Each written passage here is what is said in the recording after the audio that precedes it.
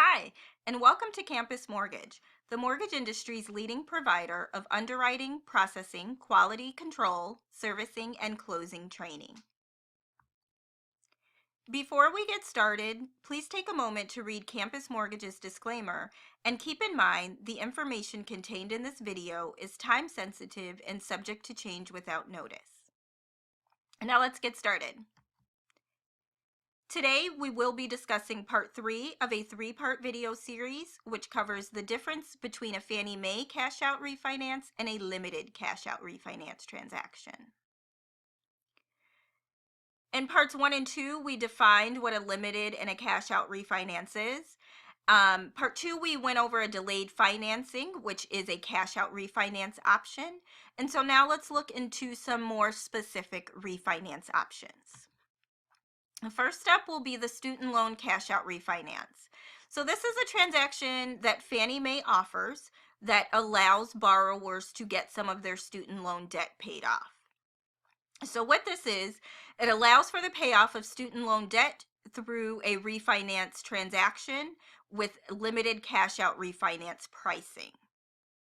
So you'll recall in part 1 of this video series, we stated that with a limited cash out refinance, you're not allowed to pay off any consumer debts, right? A limited cash out is simply to refi your existing first mortgage lien and possibly pay off a purchase money second.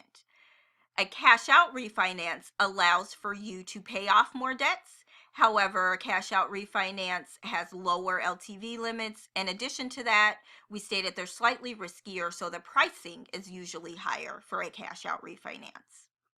Well, this student loan refinance option allows for the borrower to get the benefits of a cash out because they're using their equity to pay off non-mortgage debt, but also take advantage of limited cash out or rate and term pricing.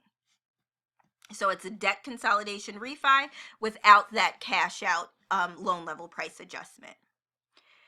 The requirements of this type of refinance transaction are kind of a mixture of a cash out and a limited cash out. So it's similar to a cash out refi in regards to the LTV and CLTV limitations. So you want to look at your cash out refinance matrix to determine what your max LTV is. This is still considered a cash out. So that 6-month ownership seasoning still applies. So we talked about that. Your standard cash out transaction requires 6-month ownership seasoning. That would still apply for this student loan transaction. However, the part where it is like a limited cash out refi is in regards to that incidental cash back. So although it is considered a cash out refinance because we're paying off non-consumer debt, it is still limited in actual cash to the borrower. So again, it's not one for the borrower to get cash in hand, it's one for the borrower to pay off some student loan debt. So any incidental cash back to the borrower at closing is limited like a standard limited cash out refi. $2,000 or 2% of the max of the total loan amount, whichever's less. The proceeds, so the loan proceeds must be used to pay at least one student loan off in full. So the student loan debt that's being paid off has to be paid off in full. So that could be one student loan, one very large student loan, or it could be multiple student loans. Whichever student loan that we're paying off, it has to be paid off in full. So no pay down of debts. The purpose of this transaction is to pay off or eliminate some of that student loan debt. Hopefully get some more folks qualified for a loan because they're getting rid of some of that debt. At least one borrower on our loan transaction has to be obligated on the student loan. That comes up often. You know, a lot of times we have parents that may want to pay off student loan debt for their child, and that would only be eligible in this transaction if the parents were obligated on that student loan debt as well. And the proceeds are paid directly to the loan servicer. So it is not something where the borrower gets the cash and then they have to go pay the student loan debt off. It's just like when we pay off a mortgage, we're going to send those proceeds directly from the title company to the servicer. And of course, you can still pay off your mortgage loan It is similar to an LCOR. If you're paying off a second lien, it has to have been purchase money. So you can pay off your first mortgage, a student loan, and a purchase money second with this type of transaction.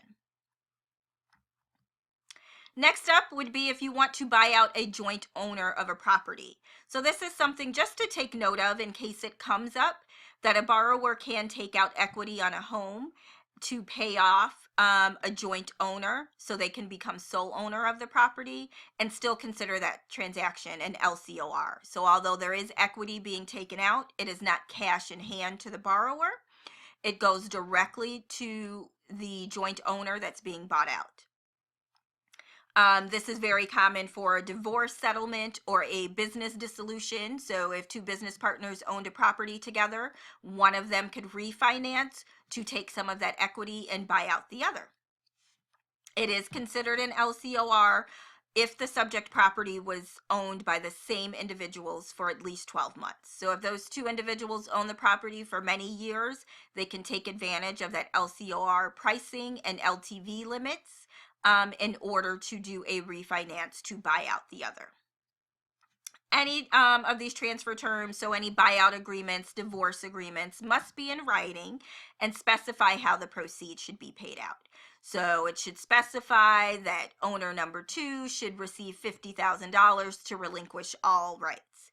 And so at closing, we'd want to make sure that we document that the proceeds of $50,000 went directly to that individual.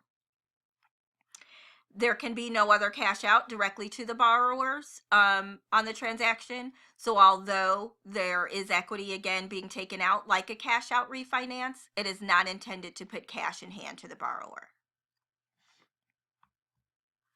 And so that concludes part 3 of this 3-part video series. For more tips, videos, and for a full list of courses that are offered by Campus Mortgage, please visit our website at www.campusmortgage.org. Thank you, and as always, make it a great day.